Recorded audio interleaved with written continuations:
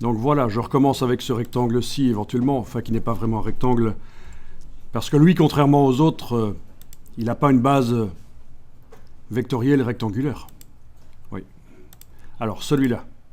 Donc, on avait dit 30,073 chez moi dans la palette de transformation pour la largeur. Je copie, je fais un CTRL-C, commande C sur le Mac, CTRL-C sur le PC. Je sélectionne l'autre forme. Je colle ici, à la place, la valeur. Touche tabulation, il se redimensionne comme il faut. En ce qui concerne la hauteur, ce rectangle de référence, donc je vais aller copier la hauteur ici, 23,422 dans mon cas. Je sélectionne ici le rectangle qui doit avoir cette hauteur-là. Voilà. Voilà, touche tabulation. Voilà, donc j'ai 3 rectangles qui ont les mêmes largeurs et hauteurs. C'est parfait. Mais c'est assez rare finalement dans Illustrator quand on doit être précis à ce point-là au niveau des dimensions des objets, parce que c'est quand même un logiciel graphique où on fait l'expressivité et c'est pas très grave si les choses ne sont pas tout à fait alignées. Alors vous avez encore de la place en dessous, on va tester les polygones. Donc vous prenez l'outil polygone, vous allez tracer. Pendant que vous tracez, avant de lâcher le bouton de la souris, vous jouez avec les flèches haut et bas et ça détermine le nombre de côtés. Voyez ? Évidemment, si on ajoute énormément de côtés, ça devient un cercle. Ben oui. Vous pouvez garder le bouton de la souris, vous pouvez garder le doigt sur le bouton flèche bas et vous arrivez au minimum de côtés pour un polygone, c'est 3. Si vous enfoncez la touche Shift, il est calé sur les axes. On lâche le bouton de la souris, puis la touche Shift, et voilà, vous avez un triangle. Donc voilà, les polygones, comment on détermine le nombre de côtés. Vous aviez déjà vu qu'avec l'outil polygone, si on clique, on a une boîte qui apparaît, et on pouvait déterminer le nombre de côtés. Mais la méthode qu'on a vue là, le raccourci, avec les flèches au clavier, ça marche aussi. Donc, il s'agit bien sûr de ces flèches-là pour déterminer le nombre de côtés du polygone.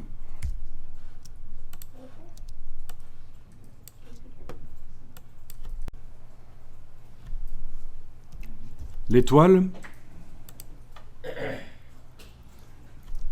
vous tracez l'étoile. Pendant que vous tracez, si vous jouez avec les flèches au clavier, c'est le nombre de pointes de l'étoile, voilà. Évidemment, s'il n'y a que 3 pointes, ça fait un triangle, quoique, vous allez voir, pas nécessairement. Voilà. Étoile à cette branche ici, voilà. Et alors, toujours pendant qu'on trace, toujours la touche Shift si on veut que ce soit calé sur les axes, mais aussi la touche CTRL détermine les 2 diamètres de l'étoile, parce qu'il y a 2 diamètres. Voyez ? Donc là, je suis en train d'enfoncer la touche Shift. Si je la lâche, elle n'est pas sur les axes, mais avec la touche Shift, la touche majuscule, elle est sur les axes. Et j'ai aussi la touche CTRL qui, avec la souris, me permet de déterminer les 2 diamètres en fait, de l'étoile. Une fois qu'on a l'aspect qui nous plaît, on lâche la touche CTRL, et puis c'est la dimension de l'étoile qu'on détermine là. Ah, c'est un petit jeu avec les doigts sur le clavier, ça c'est sûr. Donc je répète, l'étoile, si je commence à la tracer, les flèches haut et bas, c'est le nombre de côtés. La touche CTRL sur le PC, commande sur le Mac, c'est l'aspect de l'étoile. Voilà, on peut faire une étoile bien sympathique pour mettre sur un sapin de Noël. On lâche la touche CTRL, c'est la dimension, quand on bouge la souris. Et avec la touche Shift, c'est calé sur les axes, si nécessaire. Je lâche le bouton de la souris, puis la touche Shift. Voilà. Pour l'étoile aussi, vous avez la possibilité, bien sûr, de cliquer et une boîte apparaît qui vous demande les rayons des 2 diamètres et le nombre de pointes. Je ne vais pas le faire ici. Bon, vous voyez, c'est pour ça que je vous disais tout à l'heure que l'étoile a À 3 branches, ça fait un triangle, mais pas nécessairement. Parce qu'avec la touche contrôle, voilà, vous avez la possibilité de faire ça. Voilà, en jouant sur les diamètres, même avec une étoile à 3 pointes, ça ne fait pas un triangle.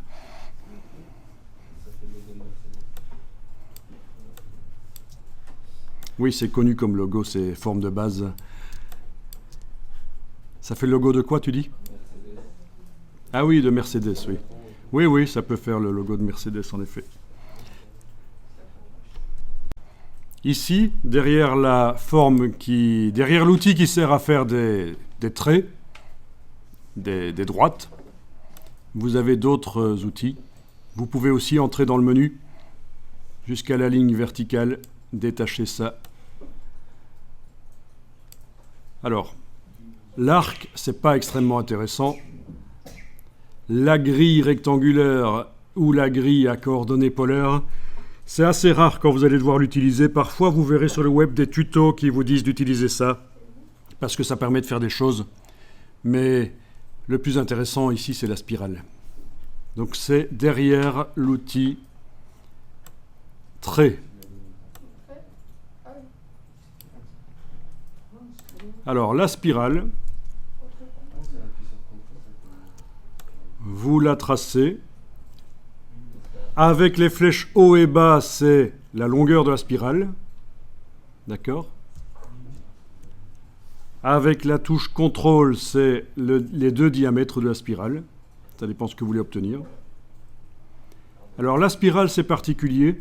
Quand on a fait un peu n'importe quoi, comme ça, voilà, et qu'on essaye de la réutiliser, mais ça refait la même chose et parfois on ne comprend pas trop ce qui se passe. On n'arrive pas à s'en sortir. Et là, ça peut être intéressant, avec l'outil spirale, de cliquer pour avoir la boîte, pour remettre les choses en place. Donc, peut-être qu'en mettant la pente à 100%, ça va résoudre le problème. Non, 100%, ça ne va pas puisque ça fait un cercle. On va mettre 50. Voilà. D'accord? Donc ça, c'est quand on n'arrive pas à s'en sortir parce que la spirale ne fonctionne plus comme elle devrait. On clique. Et d'ailleurs, dans la boîte, quand vous cliquez, vous voyez aussi le sens de la spirale. Sens des aiguilles d'une montre ou sens inverse.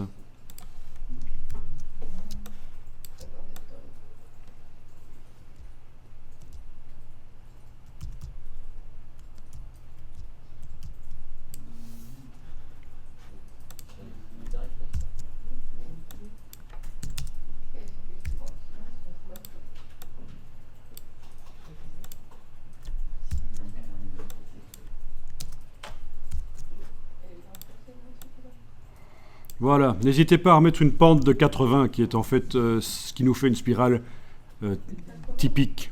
Oui, dans la boîte ici, finalement c'est 80 qui va nous donner la... Au-dessus, le rayon, ça n'a pas d'importance parce que par la suite tu le détermines en traçant, en bougeant la souris, comme ça. Enfin, ceci dit, ici, je dis une bêtise, ça a de l'importance. Parce que ça détermine l'aspect de la spirale. Et ça, c'est avec la touche contrôle du PC ou commande du Mac quand on est en train de la tracer. Voilà. Alors, après, il y a plein de choses qu'on peut faire avec ces formes-là, en les adaptant. Ce qui serait intéressant ici, c'est d'enregistrer ça.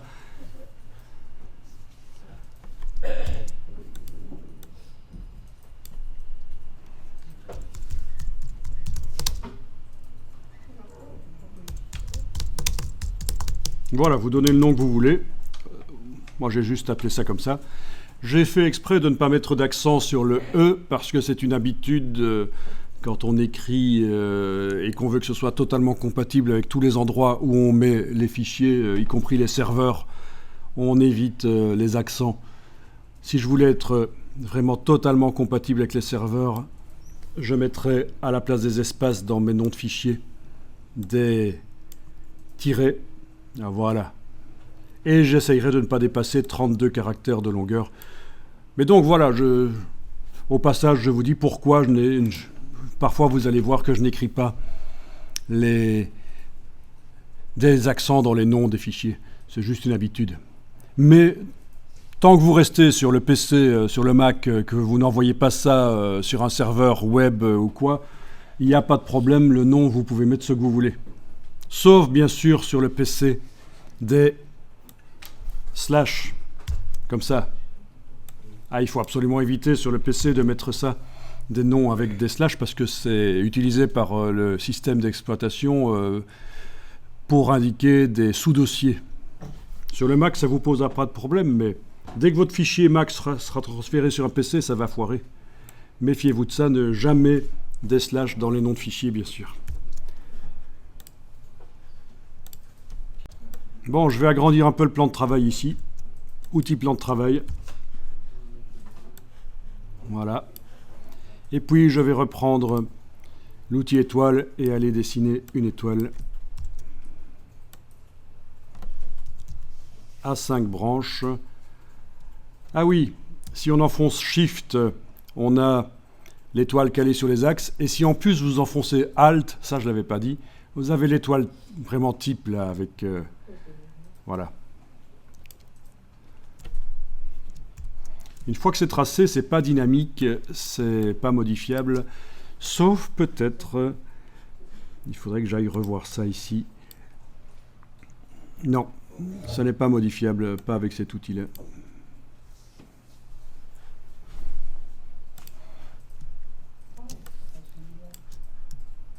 Alors, ce qui est intéressant, c'est d'amener des distorsions là-dessus.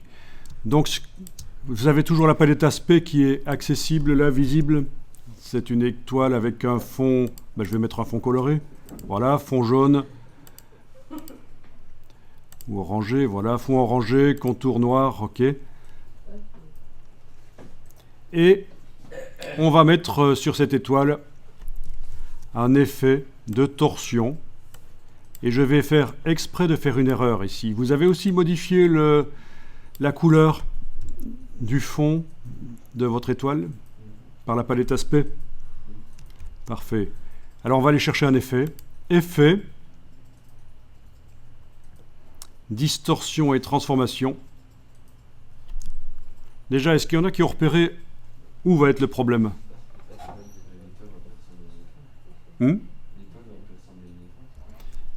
Alors, effet distorsion et transformation, torsion. Voilà, vous avez la case aperçue, vous pouvez modifier. Voilà. Vous voyez ce qui se passe? Ah, ça peut être intéressant. Donc c'est dans effet, distorsion et transformation, torsion. Ah ben oui. C'est parce que actuellement, cet objet, oui, il est sélectionné, mais spécifiquement, c'est le fond qui est sélectionné. Parce que j'ai été chipoté là-bas tout à l'heure.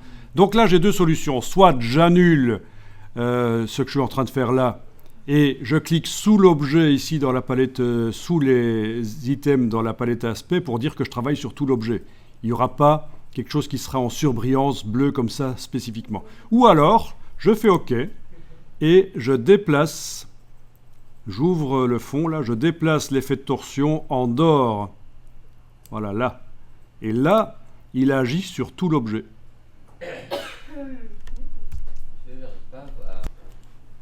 Donc ça, c'est un effet.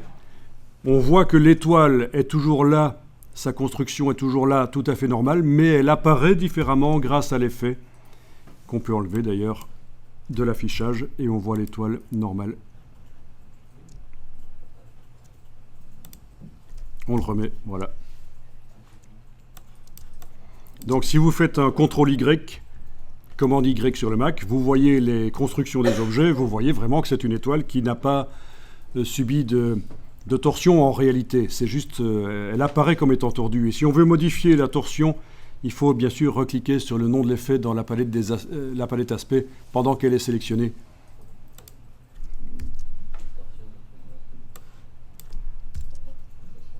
Donc c'est dynamique, c'est intéressant, ça veut dire qu'on peut modifier par la suite. Ah oui, si vous voulez modifier rapidement une valeur comme ça, quand vous cliquez comme ça, voilà, c'est ennuyeux, vous devez cliquer beaucoup. Essayez avec la touche majuscule, la touche Shift. Vous voyez, ça va de 10 en 10. Ça peut aider.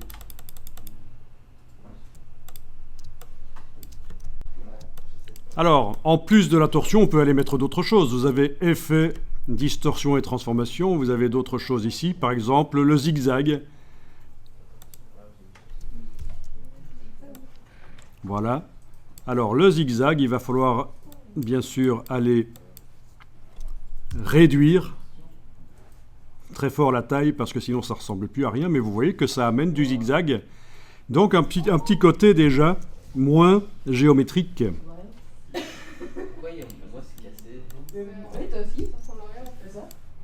Il faut diminuer. Parce que sinon, ça zigzague beaucoup, très fort. Voilà. Ah oui. Ok. Et donc, on se retrouve avec une étoile qui a deux effets spéciaux. Si je désactive la torsion, je n'aurai plus que le zigzag. Voilà. J'ai enlevé l'œil en face de torsion, j'ai plus que le zigzag. Ou inversement, si on enlève le zigzag, on n'a plus que la torsion.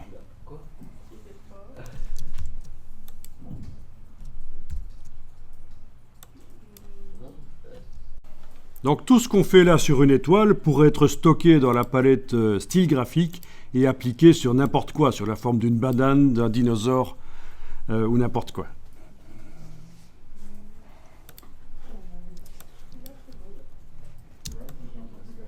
Alors on va faire un cercle. Donc, vous avez parmi tous les outils là géométriques les ellipses.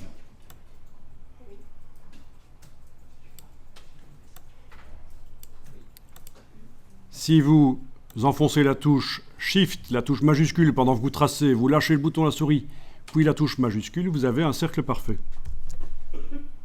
Ce serait la même chose avec le carré d'ailleurs. Avec le rectangle, je veux dire. Le rectangle, si vous voulez un carré, vous enfoncez la touche majuscule pendant que vous le tracez.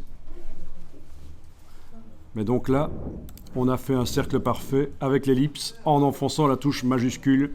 Et alors on me demande souvent comment est-ce qu'on fait un demi-cercle. Eh bien, on prend la flèche blanche qui permet de manipuler seulement une partie des points. On clique à côté, on vient cliquer sur le point qu'on veut supprimer, touche suppression, et voilà. Mais ça vous fait une forme qui est non fermée. Et on a vu que ça peut poser des problèmes si on veut mettre le contour à l'extérieur, par exemple. Si, par exemple, on va chercher la palette contour et qu'on veut le mettre à l'extérieur, voilà, j'augmente le contour, je veux le mettre à l'extérieur, ben c'est inaccessible, grisé, parce que c'est une forme non fermée, c'est ce qu'on a vu tout à l'heure. Donc, il faut joindre. Pour joindre, on le fait manuellement ou on demande de le faire automatiquement. Et c'est le raccourci, c'est CTRL-J. Sur le PC, CTRL-J, sur le Mac, commande-J, ça correspond à objet, tracer, joindre. Vous avez ici le raccourci qui est montré. Objet, tracer, joindre ou CTRL-J. Et voilà. Du coup, on a une forme fermée et il est possible de demander le contour à l'extérieur.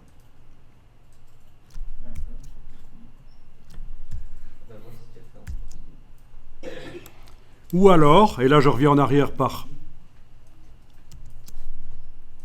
CTRL-Z plusieurs fois, j'aurais pu aussi prendre cet outil-là, qui est l'outil historique de Illustrator. Au départ, dans Illustrator, c'est vraiment avec ça qu'on faisait toutes les formes. Le crayon n'existait pas au départ dans Illustrator. Il est venu après.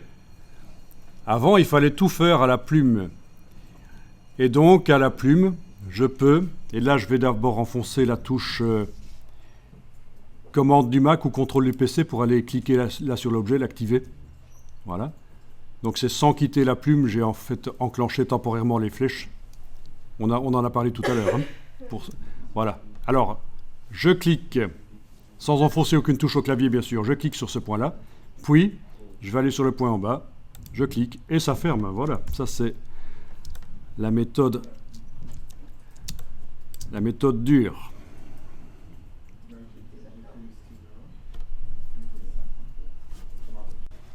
Ça ressemble à une demi-lune, n'est-ce pas? Si on veut faire une lune, on peut tester un truc, pour ceux qui sont un peu plus avancés.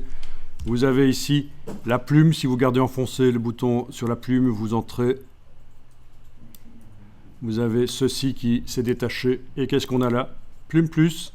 Quand on s'approche du tracé avec la plume plus, on va pouvoir mettre un point sur le segment de tracé. Voilà. D'accord? Et ce point avec la flèche blanche, on va pouvoir le bouger. Avec la touche Shift pour que ça se déplace parfaitement. Oui, ça fait Pac-Man, je sais. Pour que ça se déplace parfaitement à l'horizontale, vous vous souvenez? Essayez de faire ça. Ça, c'est intéressant. Comme ça, petit à petit, vous comprenez comment ça fonctionne, les formes vectorielles dans Illustrator. Il faut arriver à faire donc un cercle parfait avec l'outil ici. Donc, je remonte parce que c'est vrai que c'est pas évident. Vous êtes tout débutant. Et c'est pas évident. Donc je vais prendre l'outil ellipse avec la touche Shift enfoncée.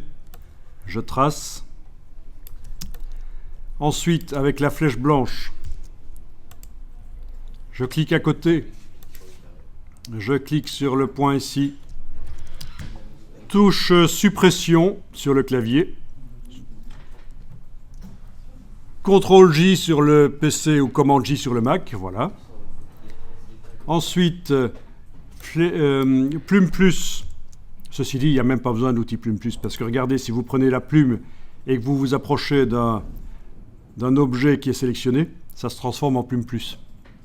Ok. On clique. On prend la flèche blanche. On déplace. Si on veut que ça se déplace parfaitement à l'horizontale, touche Shift pendant qu'on déplace, et voilà.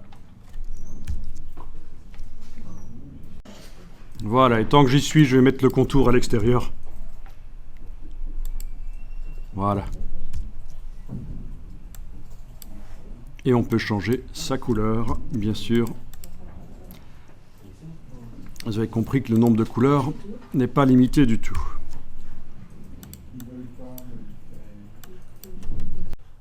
Alors avec la flèche blanche, si vous cliquez sur ce point-là, vous voyez une tangente. C'est ça qui fait la courbe sur chacun des segments. Et là, vous avez même une demi-tangente. On est d'accord? Et ici, il n'y en a pas. Si on sélectionne avec la flèche blanche ce point-là, il n'y a pas de tangente. Donc, on peut lui en ajouter une. Parmi tous les outils derrière la plume, vous avez celui-là, l'outil de conversion, on appelle ça. Ils ont peut-être changé ça parce que ça faisait trop penser à la religion. Je ne sais pas. Voilà. Et alors? Mais c'est vrai, en plus, ça s'appelait l'outil de conversion avant. Donc je ne sais pas pourquoi ils ont changé. On va sur le point d'ancrage. Regardez, je vais le faire. On garde le bouton à souris enfoncé, on bouge. Et avec la touche Shift, vous allez pouvoir faire une tangente parfaitement verticale. Mais attention, si vous avez été dans l'autre sens, vous faites un nœud. C'est pas bon. Vous voyez le nœud qui se fait là? Il faut le faire dans le bon sens. Et on lâche le bouton à souris, puis la touche Shift, et voilà.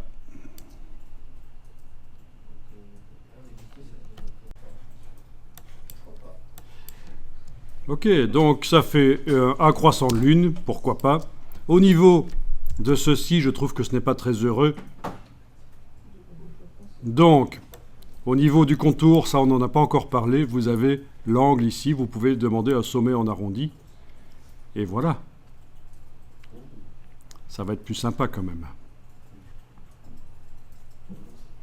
Ça, c'est les extrémités, ça ne servira que quand on a des tracés ouverts. Donc nous, on est allé sur l'angle ici.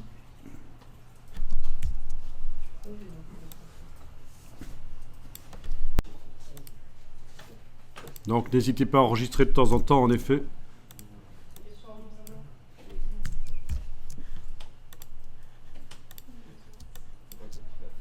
Bon, vous pouvez stocker ça en tant que style graphique. Mais avant ça, je peux vous montrer une petite chose qu'on n'a pas encore vue dans Illustrator. Comme ça, vous voyez pendant que votre forme là est sélectionnée, vous activez le fond. Donc vous allez mettre quelque chose sur le fond, c'est sûr. Quoi? Eh bien, effets. Regardez en bas ce qu'on a ici, les effets Photoshop. Ce sont des effets qui sont issus de Photoshop. Et alors, qu'est-ce qu'on a ici comme effet qui pourrait être intéressant? Bon. Moi, c'est gris, esthétique. C'est grisé chez vous? Oui, mais non, ça c'est normal. Okay. C'est pas... Normalement, non, ça ne doit pas être grisé. Si vous avez l'objet qui est sélectionné et vous avez activé le fond, en principe, dans le menu effet, vous avez accès à ça. Bon, ben vous pouvez peut-être aller chercher, dans ce cas-ci, je vais juste mettre un peu de bruit. Le bruit dans le monde de l'image, c'est bien sûr du parasite, quoi. C'est du grain. Donc, ça s'appelle grain photo ici. Effet artistique, grain photo. Éponge, ça pourrait être bien aussi pour... faut voir. Voilà. Voilà, vous avez le grain ici. On peut zoomer. Vous avez les curseurs. Voilà, pour régler la force. OK. Et vous avez mis sur le fond un effet de grain photo.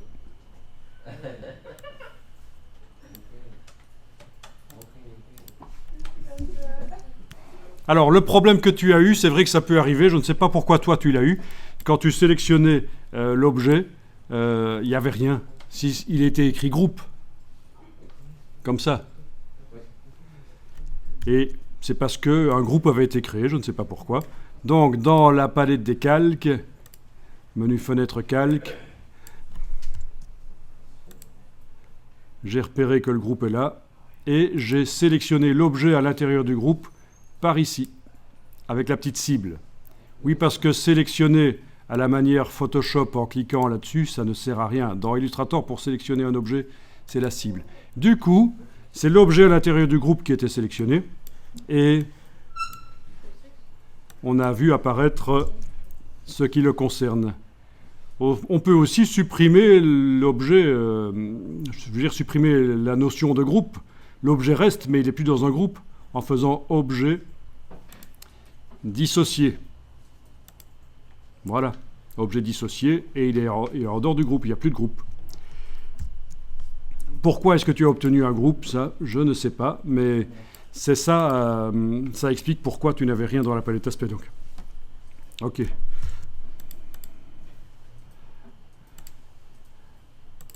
Donc, je vous laisse éventuellement stocker cet aspect dans la palette style graphique en cliquant dans le bas de la palette style graphique sur le petit signe plus. Donc, outil ellipse, je trace une ellipse, enfin un cercle, puisque j'ai enfoncé la touche majuscule pendant que je le traçais. Je prends la flèche noire avec la touche Alt, je déplace. Si je veux que ça se déplace parfaitement à l'horizontale, touche Shift pendant que je déplace. Je peux encore déplacer après, sans enfoncer la touche Alt, mais la touche Shift, je la déplace. Et donc je vais obtenir le croissant de lune qui est là. On a cette forme-là qui est superposée à celle-là. Avant-plan, arrière-plan. Je sélectionne les deux avec la flèche noire en englobant. Je vais chercher le Pathfinder, menu fenêtre, Pathfinder, pour faire des opérations entre les formes. Et j'utilise la fonction soustraction. Et voilà. La forme de droite, le cercle de droite a disparu, mais il a creusé la forme de gauche. Et je peux lui appliquer, bien sûr, maintenant le style graphique que j'ai stocké tout à l'heure. Là, il est là, les styles graphiques sont là, voilà. Voilà.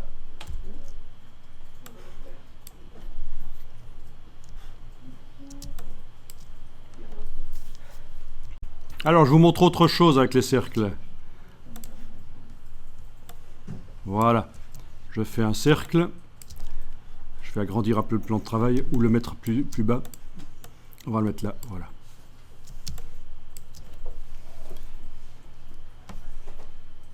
je vais lui ajouter des points. Un cercle n'a besoin que de ces 4 points-là pour être fait.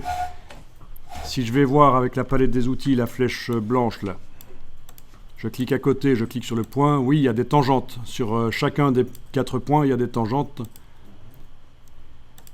Techniquement, il n'y a pas besoin de plus pour faire un cercle. Mais je vais quand même demander ici d'ajouter des points. Donc avec la flèche noire, je vais sélectionner la totalité de la forme et demander objet, tracé,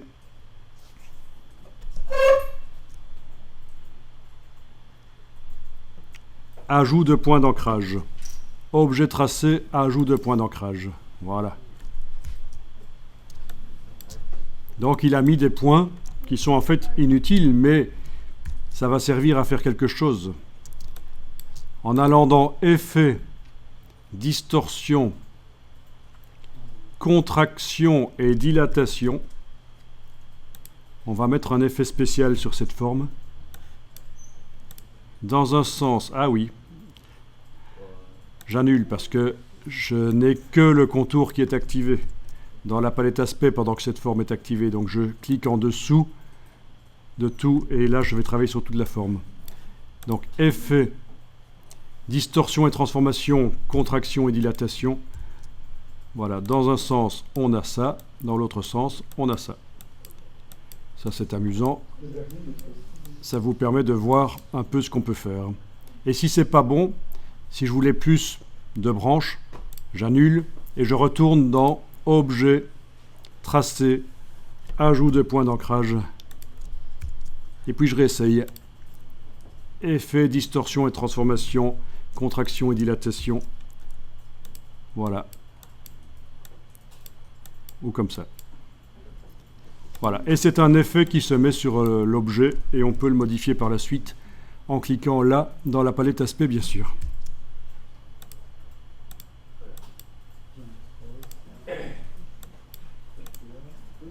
Comme ça, vous voyez un peu comment ça fonctionne.